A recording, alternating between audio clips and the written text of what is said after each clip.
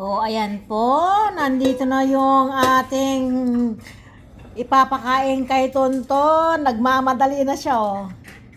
Are you hungry? Tontuli-kuli. Ay. Sandali lang.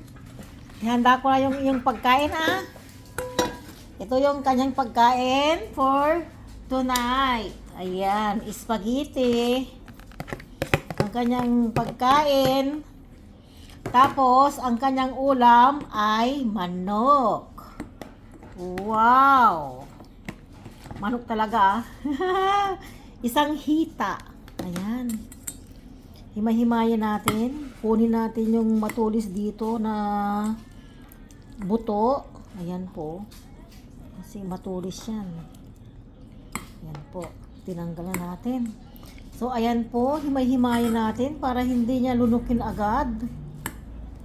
Minsanan kasi yan pag hindi ko himay-himayin, naku, lalamunin agad niyan. Tapos nandito yung buto-buto na pinagbutuhan ko ng buong hips. Dami naman, Tonton. Ayan po, nasaan yung spaghetti mo? Diba? Kasarap talaga, ang yummy talaga. Paano yan, Tonton? Ipata, ha? Gutom ka na, Tonton? Pinaliguan ko yan kahapon. Good boy, hindi siya umaangal. Ayan. Kain ka na. Sige na. Huwag ka nang mahiya. Nahiya ka pa. Bye.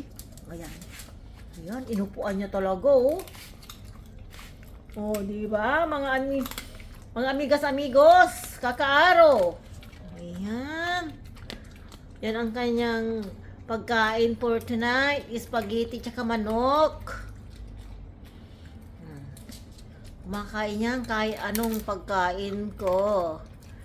Ganon din sa kanya. Ayaw niya ng dog food. So, ayan po mga kakaaro. Salamat po sa inyong mga suporta. Bye-bye! Ayan po, para siyang lion. Mataba talaga siya. Tapos, ang linis-linis.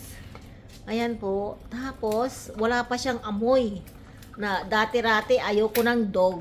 Ayaw ko ng balahibo ng aso. Pero ngayon, nung dumating kasi siya sa akin, is baby pa lang siya. Kaya, he is so cute. Kaya, inalagaan ko siya hanggang lumaki. Gusto ko na yung aso. So, ayan. Bye-bye! Salamat po sa inyong mga suporta. Bye-bye! Ton, bye-bye!